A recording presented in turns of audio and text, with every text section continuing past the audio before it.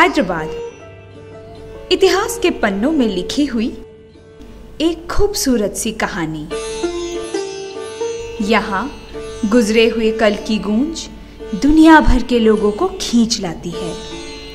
चार मीनार, Golconda fort, Chowmahalla palace, ये सारी जगह गवाह है इस शहर के नवाबी शान की।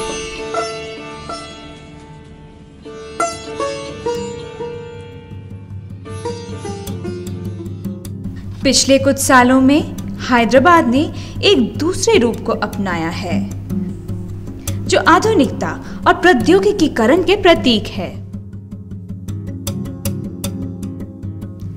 ये शहर नूतन और पुरातन से एक अनोखी संबंध जोड़ने में लगा हुआ है। एक तरफ है बीता हुआ कल और दूसरी तरफ है भविष्य। कहीं पे समय थम गया है तो कहीं पे रफ्तार ही जिंदगी का नाम है। किसी जगह ग्लोबलाइजेशन का झंडा गर्व से उड़ रहा है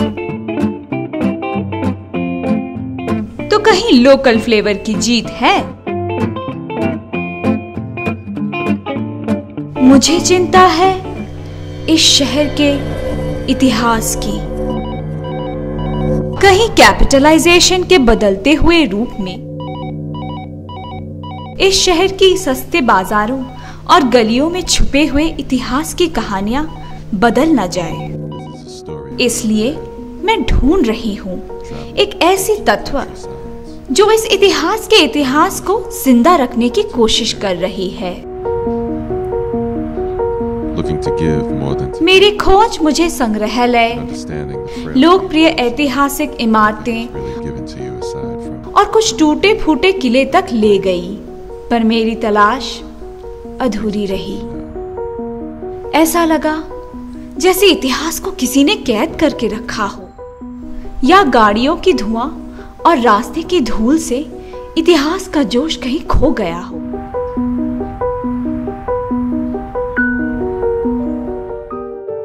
फिर एक दिन मन किया गायब हो जाने को, हजारों अनजान चेहरों के समुंदर में डूब जाने को।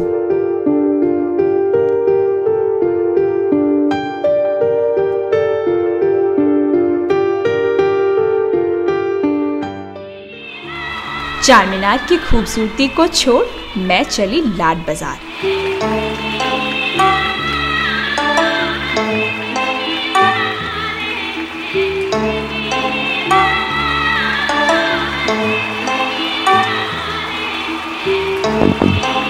क्या पता मिल जाए कोई शहजादा जो प्यार से चूड़ियों और मोतियों से मुझे सजा दे। इन अनजान जादुई गलियों में घूमते घूमते मैं पहुंची महबूब चौक और बाएं मुड़ते ही मेरी मुलाकात हुई एक बुजुर्ग से। एक छोटी सी कुर्सी पे अपनी दुकान के बाहर बैठे हुए थे। दुकान का नाम हाजिक एंड मोही, रेयर बुक सेलर्स।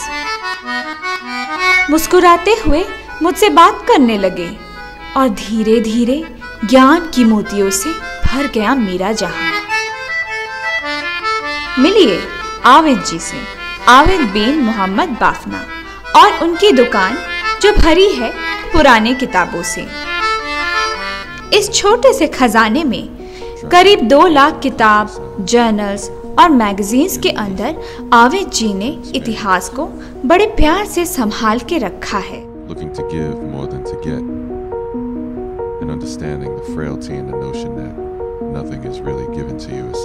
अपने कॉलेज के दिन से देश भर की लाइब्रेरीज, प्रोफेसर्स और रिसर्च स्कॉलर्स की मदद से इन्होंने अपना ये अनमोल संग्रह निर्माण किया है। आविद जी ने अपनी दुकान का नाम उनके घर के पास रहने वाले 2 बहुत ही धार्मिक पड़ोसी के नाम के ऊपर रखा है। आ गए हमारे इतिहास के रक्षक। उनकी मदद कर रहे हैं उनके छोटे भाई और उनकी प्यारी सी बिल्ली लिली। हाजिक और मोही में आपको फारसी, अरबी और अंग्रेजी में इतिहास के ऊपर कई दुर्लभ किताबें मिलेंगी। Rare as well as rare and antiquarian. So I am keeping particularly all the books which is not available in the market, I am keeping in my shop. It is attractive to the customers. आवेद जी की ये सारी किताबें देश विदेश के लेखक और research scholars की मांगे पूरी करती हैं।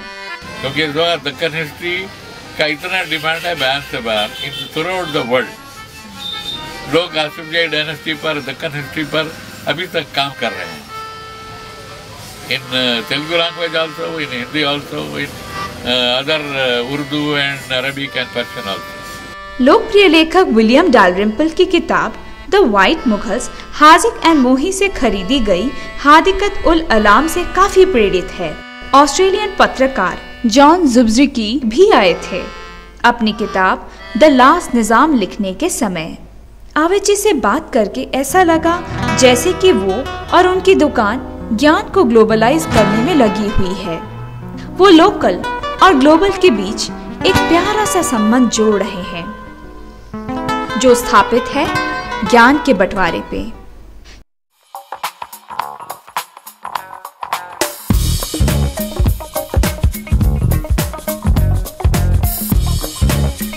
चारों तरफ व्यावसायिकता बढ़ रही है।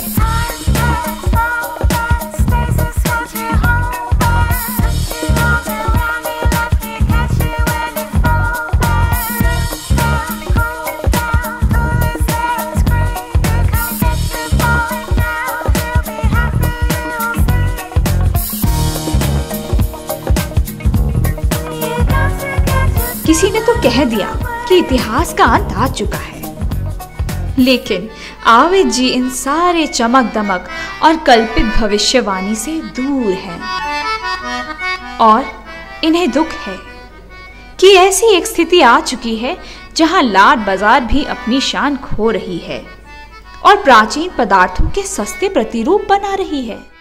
इस वक्त जो हालात चल रहे हैं हैदराबाद में पर्टिकुलरली एंटीक मटेरियल के लिए, क्योंकि एंटीक मटेरियल सारा ख़त्म हो गया या तो लोगों ने ख़रीद लिया। अब उसके लिए जो नया जनरेशन रहा उसको शौक़ पैदा हो रहा है कि वो लोग जो है हम भी हमारे घरों को भी अच्छा डेकोरेट करेंगे as it was in olden days it was decorating the other our forefathers. So when the original is not available they are buying the replicas. तो आवेद जी कैसे सामना करते हैं समय के इस बदलते हुए सैलाब का? बदलाव के लिए तो रोक नहीं सकते क्योंकि मेरा ये एक ही प्रोफेशन है and I would like to love in this age where I have to go. तो भले ही वक्त उनके साथ लुका छुपी खेले, आवेद जी अपने तरीके बरकरार रखेंगे। और रखे भी ना क्यों, इतिहास उनके नस नस में दौड़ जो रही है। My grandfather he was also Arab Jamidar in the Nizam's dynasty. He is maintaining a good library in our home. So always he is in his books there is a written, I will tell you in Urdu, Tarikh. Tarikh means it is a history actually. You know very well. So when I am the grandson of my grandfather, always he is saying Tarikh number 2 lao, Tarikh number 4 lao.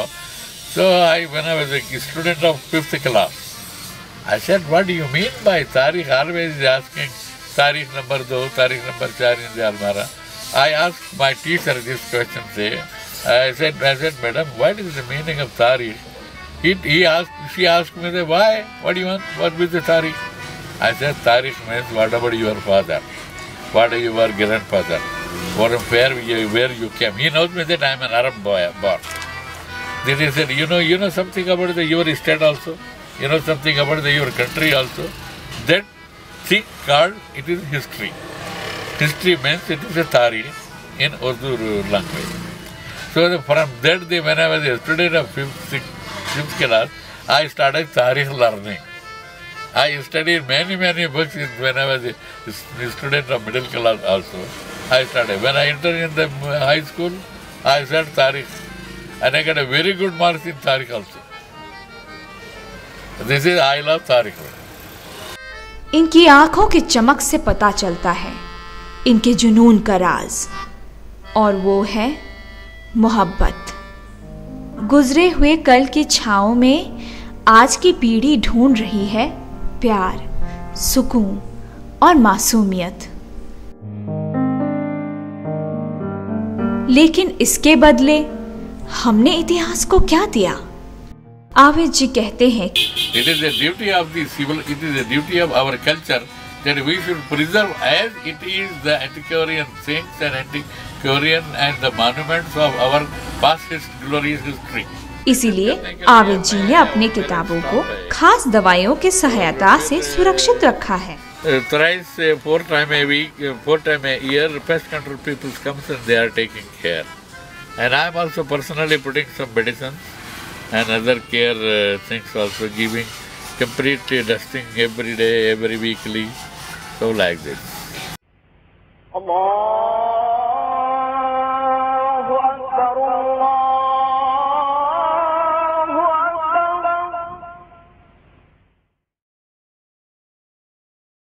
मेरी तलाश पूरी हुई। मुझे मिली एक आशिया जहां इतिहास पल्लवित हो रहा है।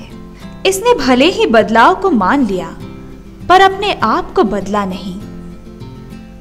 और एक नया दिन, नए लोग, भाग दौड़, लेकिन हाजिक और मोही वही है, इतिहास के कहानियों को श्रद्धा और शरण देने के लिए।